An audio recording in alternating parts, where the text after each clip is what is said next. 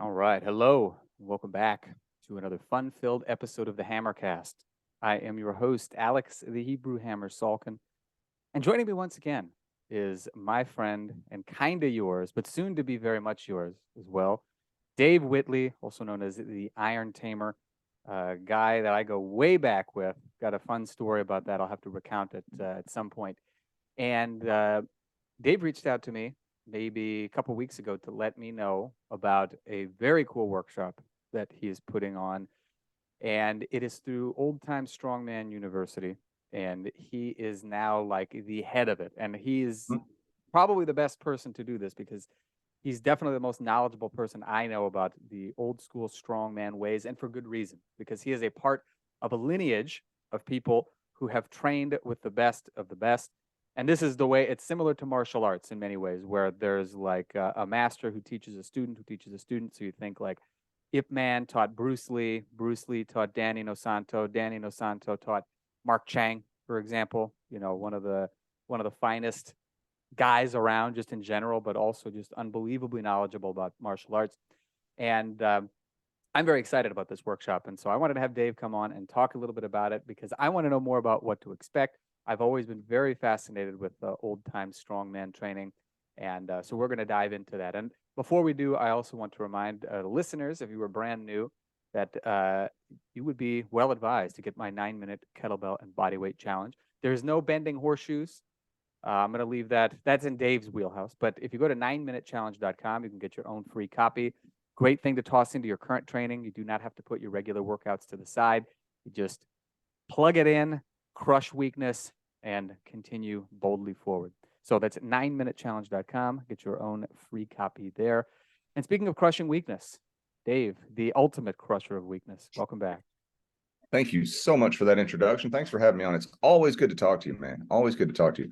I'm glad that we connected up.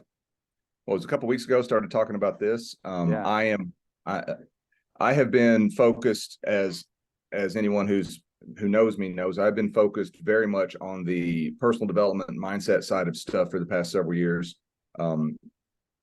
A lot of that has to do with 2020 getting my entire year as a performer and speaker canceled, and me pivoting to a more online approach with that, which then evolved into, of course, the Advancing Man Project, which advancingmanproject.com/join if you want to know more about what's going on with that. That is geared toward dads who want to become the role model, the best role models that they can for their kids. And all of it is a very those two things, bending steel and being a role model dad, don't sound like they're necessarily related to each other, but it's my experience and it's my journey that ties it all together. And so anybody who wants to talk to me about that aspect of stuff, I'm more than happy to talk about it. But today we're here to talk about feats of strength, because now that the plague seems to be over and the world is open back up and we're able to get on airplanes and go see people and, stand more than 6 feet away from each other and all that, we can get back to doing some of that sort of stuff. And the last Old Time Strongman University workshop that there was happened in January of 2020, right before the world shut down. And that was the last one that the founder, my mentor, Grandmaster Dennis Rogers, was involved in teaching. And it was at that workshop he decided to effectively retire from teaching and retire from doing feats, really, to focus more on, he's very involved in the ministry and working with youth and all that. And hats off to him for using his reach and his ability to communicate and everything that goes along with that to do some good in that realm. But he appointed me president of Old Time Strongman University, essentially passed the torch to me, handed over to me. And you were speaking about lineages earlier, and I got to give a shout out. You talked about Dr. Mark Chang, and he is a walking encyclopedia of all things martial arts related and movement related as well. So I'm glad that you included in the parallel, you sort of matched his position in that lineage to my position in the strongman lineage. So that feels really good. I appreciate you doing that. Of course. If we look at the lineage that you spoke of, my teacher, my primary teacher is and still is Dennis Rogers. I've learned from a bunch of other people as well. Bud Jeffries, the late legend Bud Jeffries, who, if you don't know who he is, then you don't know strength. Just go find out about Bud. Bud he was the real deal, man. He was the realest of the real deals. He was the guy that introduced me to Dennis Rogers. Dennis learned his primary mentor as a strongman was a guy named Slim the Hammerman, who also recently passed away a couple of years ago. And Slim was doing it back in the 1950s, 1960s, all the way up to just a few years ago before he passed away.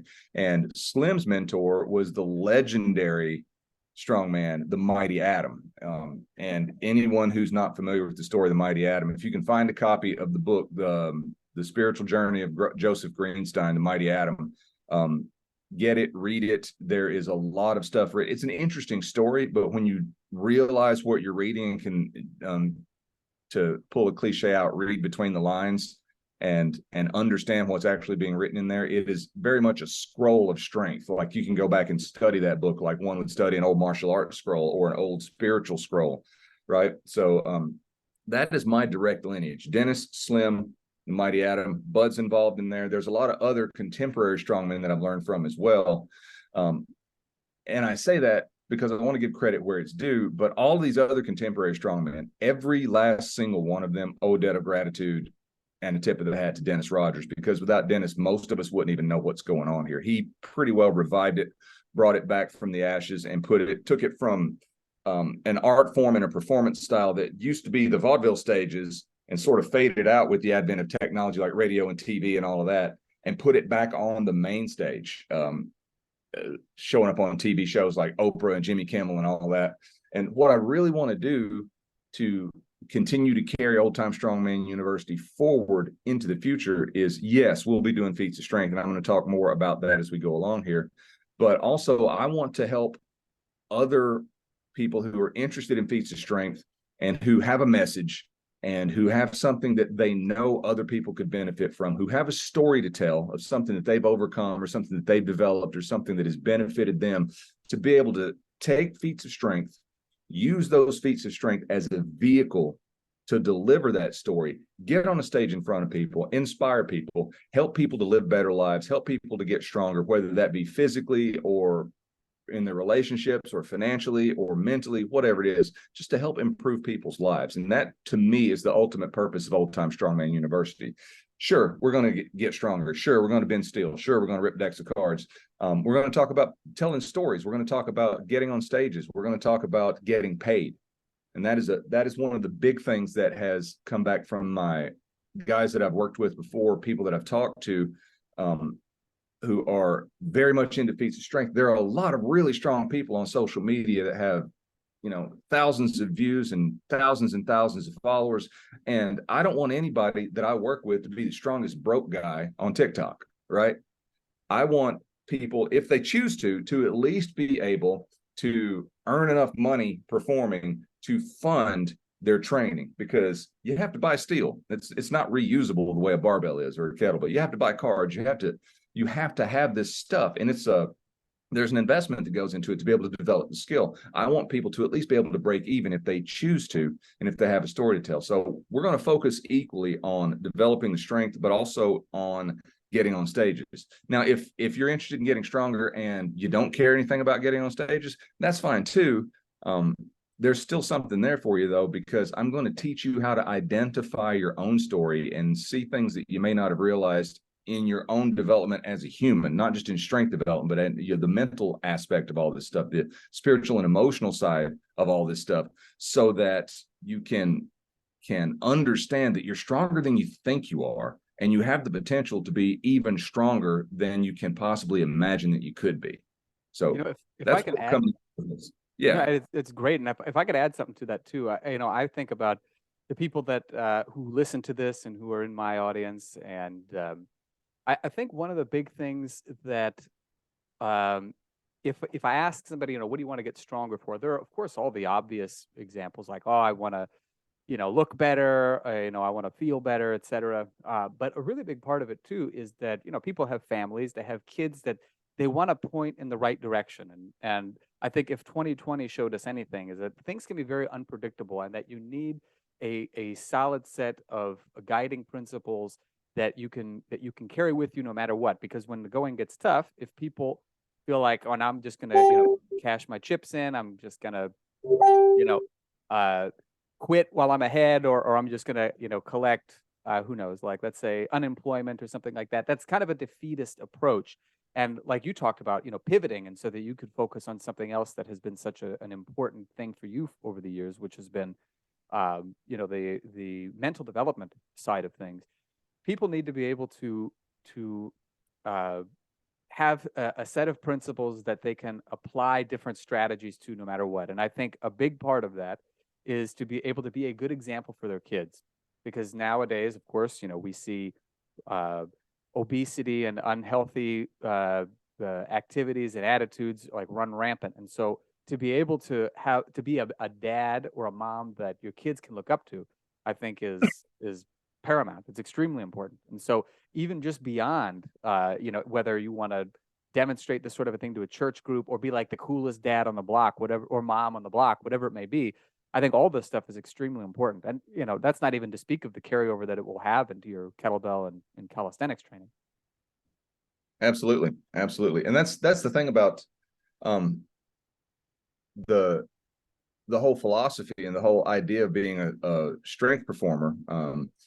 And I will use the term strength performer and strongman interchangeably. You made a good point. Moms and dads, men and women. This is not a strongman, men's only thing that we're doing here.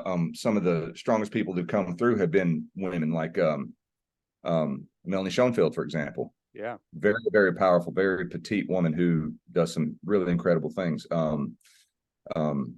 Ingrid, the Iron Valkyrie. She's done some amazing things. Very, very strong woman.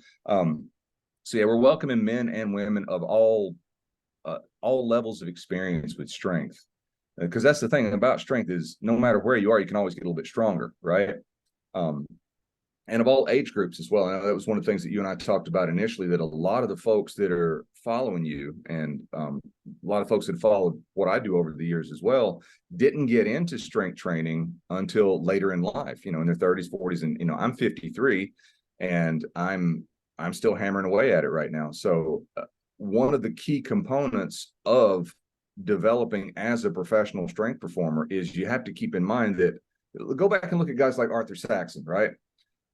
Everyone talks about his world record bench press of 370 pounds, which is a phenomenal thing that is incomprehensible, really. And I don't think it'll ever be equaled by anyone. But that was his maximum, right? And so that's that. But if we look at his day-to-day life, that was his job, right? And so if we compare bench pressing or lifting weights overhead the way Saxon did it to, say, typing to someone who is a computer programmer, if you can type 80 words a minute, you're really fast, right?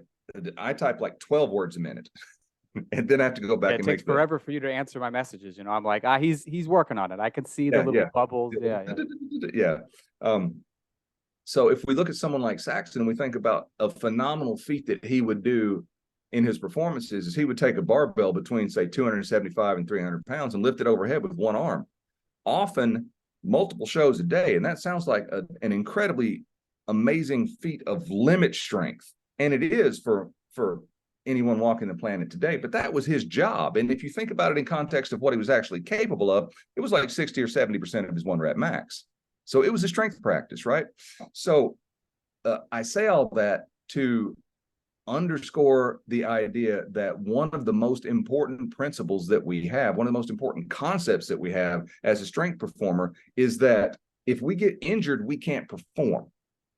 And if you look at someone like Saxon, who his job was to go lift weights, he had to get strong enough that his 70% was beyond the regular person's 100%. And he did that through intelligent practice over time, developing that skill. We've all heard and talked about for years about the skill of strength. That's a phrase that got popularized 20-something years ago when the whole kettlebell thing was revived, thanks to the RKC and all of that. It's about being strong indefinitely. It's not about how strong can you get in 12 weeks and then let everything fall apart, right? It's about being strong in ways that don't just happen in the gym, right? We've all heard that idea of old man strength. And, you know, we meet these like old farmers or old mechanics or something, you know, guys that are in their 60s that are just phenomenally strong and have never lifted weights in their life. Slim the Hammerman was like that. Slim got strong breaking rocks at a quarry with a sledgehammer. And so he didn't get paid by the hour or by the day. He got paid by the ton. So the more rock he broke, the more he was able to load up and move, the more money he made. And that became a very, very motivating factor for him. And so he just naturally, over the course of decades, was able to develop this phenomenal amount of strength and endurance because he knew that if he was able to do a little bit more, he was going to get paid a little bit more. And then, of course, when he connected up with the Mighty Atom was like, you need to get on this stage because you've got something here. And I think that you can take it somewhere that very few people have ever been able to go.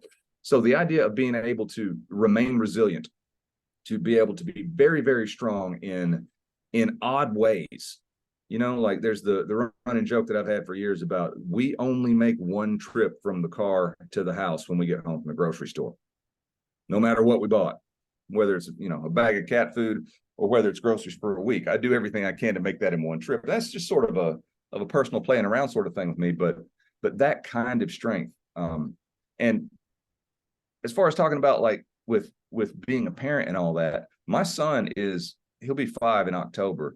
And he's not a small child anymore. He's a young child, but he's a big boy now. He's a little over 50 pounds right now, I think. And so for me to be able to do stuff like last week, we went for my wife's birthday, we went to this waterfall out in the woods, and it's about a mile hike, and it was very steep and, you know, a lot of out in the woods and kind of precarious and all that. He got tired, and on the way back, he's like, "Will you carry me?"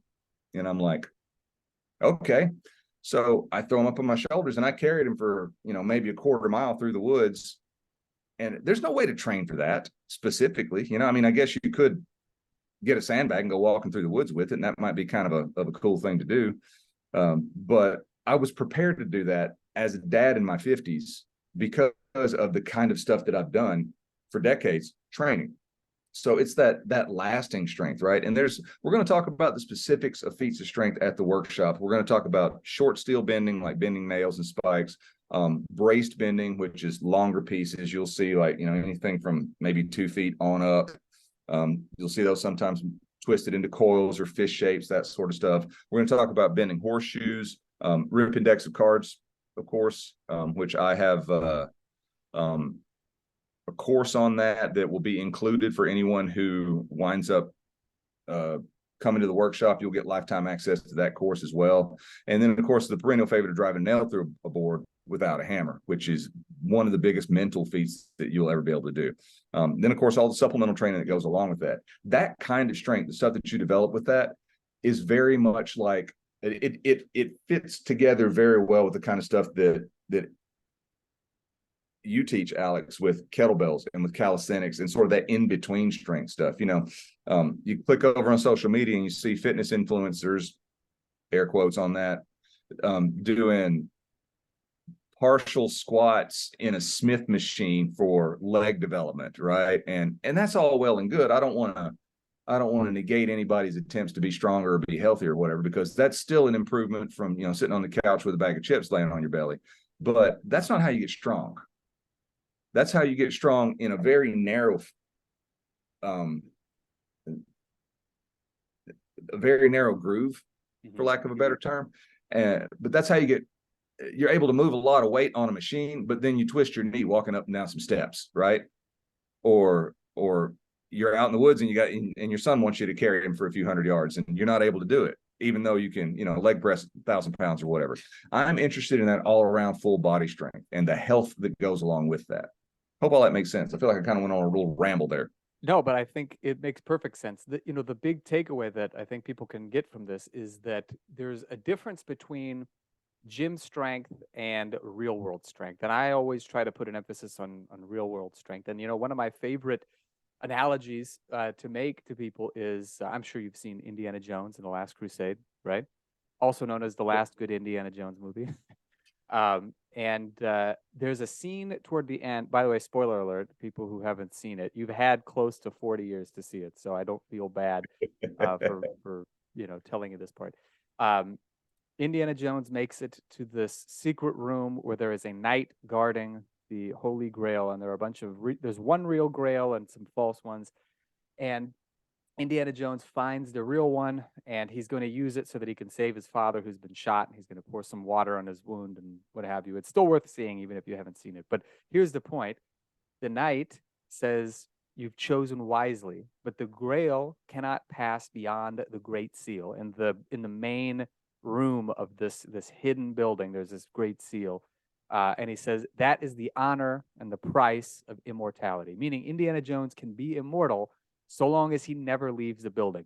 And how true is that with so much of what we see in the gym? People are actually getting stronger, but they're only getting stronger within the context of what's within those four walls. And very, very commonly, we see that, like what you pointed out, people end up getting great amounts of gym strength, and then they blow out their knee doing something simple, or they twist their ankle going down the stairs or stepping off a curb wrong. And so it's like their 600-pound deadlift or their 500-pound squat, which is not something that is to anything to sneeze at. These are really impressive feats, but Sure. they end up getting so strong only within a very, very narrow set of circumstances that outside in the real world, something as simple as stepping off a curb or turning slightly incorrectly ends up completely ruining them. And then they have to get surgery and all this other stuff.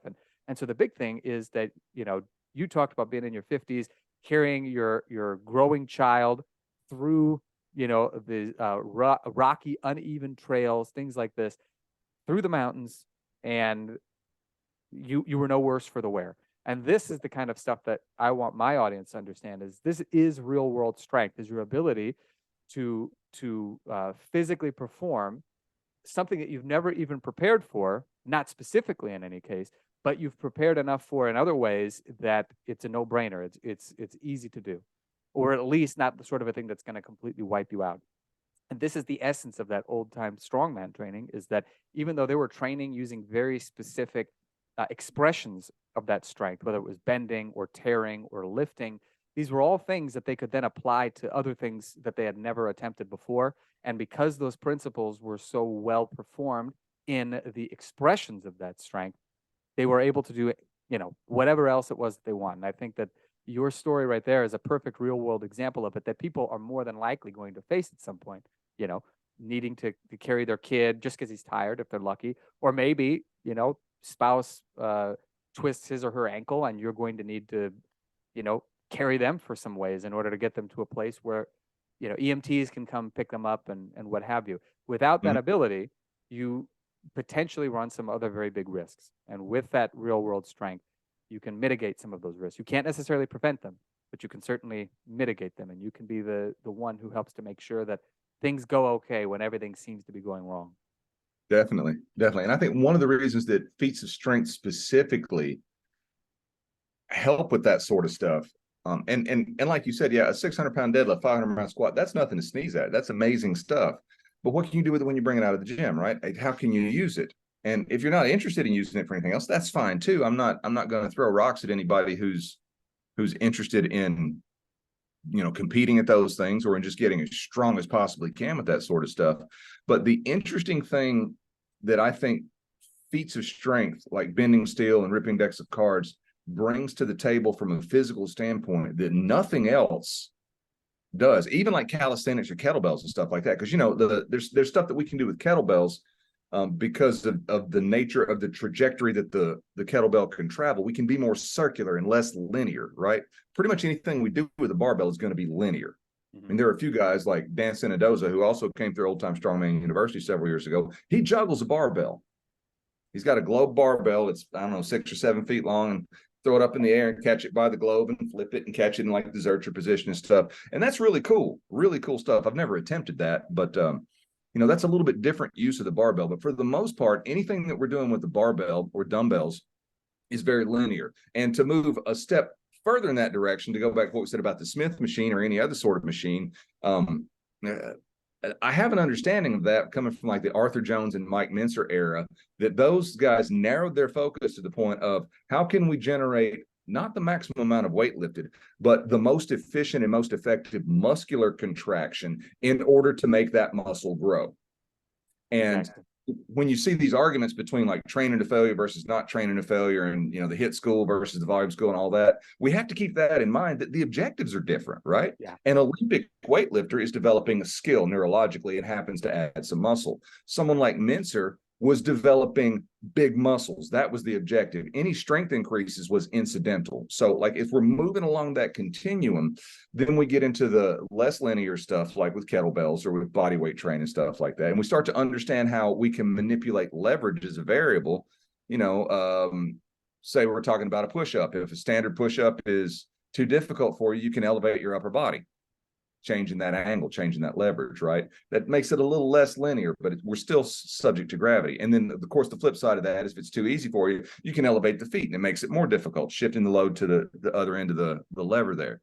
And that's great. But if we continue in that direction, away from pure linear, how can we make ourselves stronger and not have gravity be the deciding factor? Mm-hmm.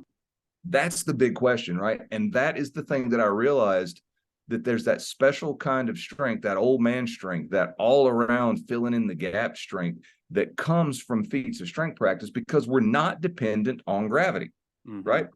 I can bend a nail sitting down, standing up, lying down, hanging upside down, underwater. All of that stuff can be done, and it doesn't affect the level of resistance that the nail itself is going to provide. Mm-hmm. And so being able to do that, or being able to do that with longer pieces of steel, coiling, scrolling steel, getting into these odd positions and exerting force that way, it's not dependent on gravity. And there are things that you can do to build strength doing feats that cannot be developed any other way, or very few other ways, right?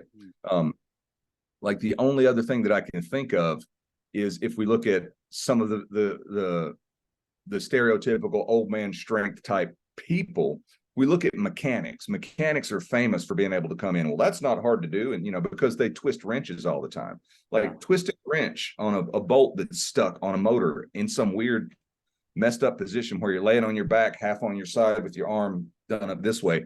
You can't train that in the gym. There's not a machine for that. A barbell, dumbbell, kettlebell doesn't do that. Feats of strength do that sort of training. And it's not just muscular strength, and it's not just neural development either. Both those things are vitally important. And we talk about those a lot in our gym practice strength training, and our calisthenics and our kettlebell work and all that. But the thing that doesn't get talked about as much from a conditioning standpoint, and I choose that word very specifically, when we think of conditioning, we think of cardiovascular stuff, right? There's another type of conditioning that's vital to be able to express strength in its purest form possible and in as many directions as possible. And that's the conditioning of the connective tissues, right? If my tendons and my ligaments are not up to task, not as strong as my muscles, then the weak link's going to break in the chain, right? Yeah.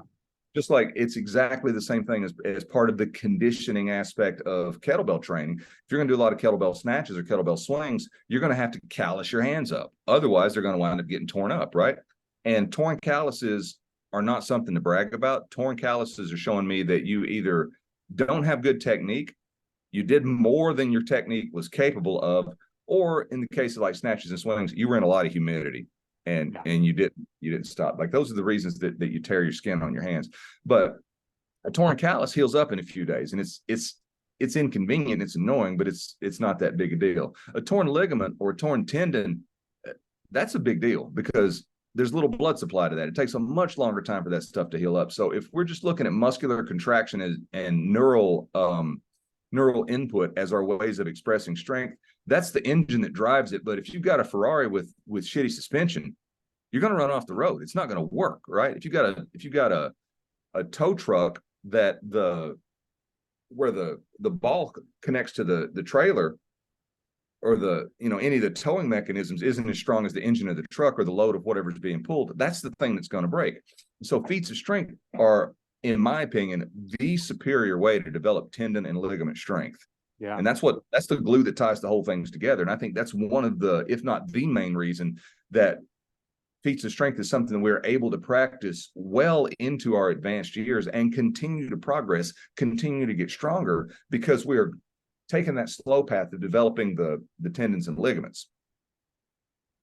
I think that that's one of the biggest keys to injury prevention that there is eliminating those weak links. Absolutely. And to give people kind of an eagle's eye view at the importance of this. So your ligaments connect bones to bones, and they're very important for making sure that you can, stay stable and what have you.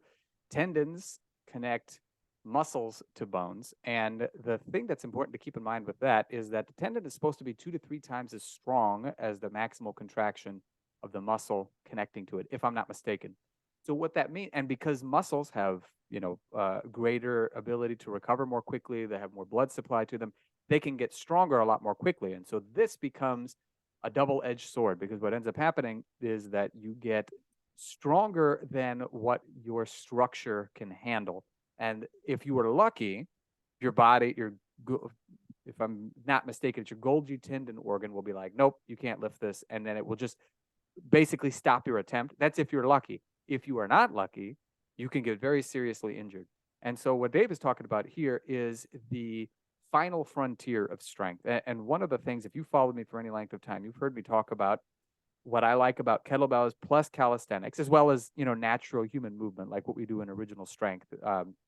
The key to both of those things, and I'll just put like OS more, and we'll say in the calisthenics category, because not because it's the exact same thing as the traditional calisthenics movements, but because they both pertain to your relationship to gravity. So kettlebells, and same thing with dumbbells and barbells, has to do with you manipulating objects through free space against gravity. And calisthenics, or any sort of body weight movements, involve you manipulating your own body weight through free space against gravity. And what Dave is talking about is the other side of it, the side that we don't often think about, which is getting stronger without gravity being the equation. And if you can do all three of those things, meaning move objects through free space against gravity, move your body through free space against gravity, and get stronger internally without the necessity of gravity being your source of resistance, you have a recipe to get strong for the rest of your life. And so that, just to give you a great example of what Dave talked about for this lifelong strength, about 11 years ago, there was a guy named Jasper Benincasa who died, but was in the 30s and 40s. He was like 90 years old. And in the 30s and 40s and such, he was like, a staple in a lot of these calisthenics, the world of calisthenics. He could do like 19 one-arm pull-ups in a row per arm, just unreal feats of strength. 1 week before he entered hospice care, he did his final one-arm chin-up. Now, when asked, how can you still do this at 89, he credited the strength of his tendons and ligaments as being the reason for it, because they were so strong from so many years of this practice that he was, even at this advanced age, was able to do that. So it is not just kind of a nice like bonus that you're strengthening your tendons and ligaments. If you want lifelong strength, that is the source. It is tendon and ligament strength. The muscles, of course, are an incredibly important part of that. But even though it is possible to focus on those things with kettlebells and calisthenics, barbells, all that other stuff, generally speaking, it is an afterthought, and it is not it's not the main focus. It can be made that way, but you have to kind of train in a very particular way. It is the main focus when it comes to the feats of strength, and that is what I think provides this spirit of lifelong strength that you can build, so that you can do these crazy feats of strength and get that old man strength, even if you are a relatively young man, such as you are a handsome host of this podcast. So, Dave, I'm looking forward to this workshop. Would you tell us some information about it and where people can get some more information? I absolutely will. But your story of, did you say his name was Jasper, this calisthenics guy? Yeah, Jasper Benincasa. It triggered a story in my mind of I'm going to call him, no disrespect to you, the original Hebrew Hammer, the Mighty Adam, right? Yeah. That's believe me, no disrespect taken. I'm very happy that I'm connected in Um, any way with him. there are tons of amazing stories, not the least of which is when he was taken to court in the 30s for single-handedly beating up a group of Nazis in the streets of New York. Yeah. Like all these guys with broken bones and stuff, and he's like, yeah, I did it, so what? And the judge dismissed the case. And that's in the book. But because of my connections with Dennis and Slim and that being part of my lineage, I am also friends with the Mighty Adam's grandson, Stephen Greenstein. And one of the stories that never made it to the book that Stephen told me about, and he got the verification from his dad, who was the Mighty Adam's son, and also from his uncle Mike, who was the last performing strongman of the bunch. Mike died 5 or 6 years ago in his 90s, and he was on America's Got Talent pulling a car with his teeth. I saw that. Just a couple years before that, right? Mike was a great guy, and very open to share things about his dad too. But Stephen told me that the day the Mighty Adam died, he was in the hospital. He had like bladder cancer or something like that. I don't really know the specifics of that, but literally the day that he died, he was up walking around, talking to people, trying to bring cheer to people, and he drove a nail through a board without a hammer about 20 minutes before he died. Wow. He was in another person's room, boom, did the feed. He's like, I'm a little tired. I'm going to go lay down, whatever. And then, within a half an hour or so, he was gone. So the story goes. And I have no reason to doubt that based on what I know about the man. And I trust the source on that too. If there's any inconsistency in that story, it's in me relaying the information and it being a game of telephone. But yeah, that's the way to be, right? I mean, there are so many people who just don't die. It's not that they're living, it's that they're not dying for the last 10 or 12 years of their life when they get into the, their 80s and that kind of stuff. Yeah. I want to be one of those guys who's right up to the last minute, here we go, let's do this thing. Yeah. But as far as details about how to, about the workshop and stuff, yes, we're covering feats of strength. Yes, we're talking about getting on stages. We're going to talk about the mental aspect of it. This is something I neglected to mention as we were having our conversation here. Techniques for goal achievement and goal setting that actually work, developing belief in yourself and your abilities, and the techniques of mental rehearsal that go along with this. Quick little story on that. Driving the nail through the board without a hammer was a feat that I had a great deal of difficulty with because I had seen a video when I first started learning how to do it of my mentor, Dennis Rogers, getting a nail stuck in his hand because of an equipment malfunction. And also a video of the subsequent surgery and removal and extraction of said nail. So that feat requires 100% commitment, a lot of speed, and there can be no doubt, there can be no hesitation in it. And I could feel myself slowing down. And I was working on it. And went and trained with Dennis. And within about 10 minutes of him saying, you know what, you got to get all that doubt and all that fear and all that limitation out of your mind, because your mind is what's controlling your body. You've got to set that aside. Your technique's good. You're strong enough to do this. This is purely a mental game. Do whatever you got to do to get that figured out. And so me being a student of breath work, meditation, all of that sort of stuff, I took a different approach. Instead of just like trying to hit it a little harder, I went and sat down, cleared my mind, and like vividly pictured the successful performance of me taking a nail and popping a balloon with it without a board, right? Because anybody can take a pointy nail and pop a balloon with it, right? 10 or 15 minutes later, I go back over and I drive the nail through the board so far that I bang my knuckles on it. And, probably 1.5 inches or 2 inches of a 3-inch nail is protruding from the other end. Now, what changed? What happened there? Did I get stronger? No. Did my technique change? Absolutely not. The only thing that changed is how I was viewing the problem. And when we hear the word problem, we think that's a bad thing, right? But somewhere in there, I realized that if it's a problem, by definition, there is not just a solution. There are multiple solutions to every problem. And so in being able to do that and adjust my mind and put myself mentally in a different position, I was able to instantaneously do something that had been taking me months of failed attempt after failed attempt after failed attempt. I realized that ability to use the mind had carryover into other areas of life. So we're not just talking about tendon and ligament strength and performance of feats. We're talking about being able to take that kind of belief and that kind of confidence and that sort of mental rehearsal that we can apply to a feat of strength and apply it to your business or your relationship with your spouse or other aspects of your training or your relationship with your children or whatever, right? It teaches effective problem solving. It teaches persistence. It, along with the resilience of the body, it teaches the resilience of the mind to be able to persist and to do that sort of stuff. So I wanted to make sure that I include that in there too as we're talking about this. So we got all that stuff. We got the feats, we got the mindset stuff, we got the supplemental training, showmanship and creativity, developing the message of storytelling, the method that I used to become a professional, where it was my full-time job to be able to collect money for doing this sort of stuff. All of that's happening. It's August 26th and 27th in Austin, Texas at Dow Health and Fitness. Our friend Matt Furman is bringing me back to do that down there. That's where the last one was. We've done it a couple times down there before, and we're going to go down there. We're going to do that again.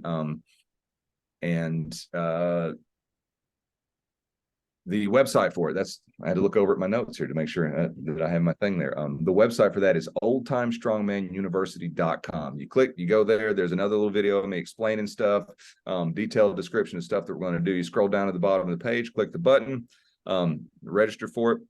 We're going to get it done live. It says here I'm looking at the page, the early registration price is still in effect. That's $747. After 5 people register, that's going to go up a couple $100, and we've already got 3 that have registered. So there, as of me saying this right now on June 12th, there's 2 spots left at $750 or $747. So if you want to save that extra couple $100, get on it straight away. If not, then go ahead and pay the extra money. That's fine too. We'll just buy more nails with it. Absolutely. Absolutely. And believe me, we're going to need them. So I am looking forward to seeing Dave there. Obviously, I'm looking forward to seeing my listeners there. I hope that at least a couple of you are able to spring for it. I think it will be an unforgettable event. In fact, I know that it will be, particularly given that it's going to be the first one in a number of years. It's going to be extra super special. So go check the description or the show notes, depending on where you are consuming this episode. Get ye some details. Check it out. I think you'll be very excited to experience what it means to get old school strong. I know that having gone through Dave's card tearing course and working my way up to tearing casino decks of cards, it's the real deal. And he is a phenomenal teacher. And so if I can learn how to do something like that with previously what were, I would say just kind of average hand strength through videos and explanations, just imagine how much you're going to learn. Learning it from the man himself in person, getting up to the second tweaks, tips, tactics, techniques, and strategies, you're going to leave a changed man or ma'am. So do not miss this opportunity. Dave, thank you very much for coming back on the show. Thanks for having me, man. I look forward to seeing you and everybody else there.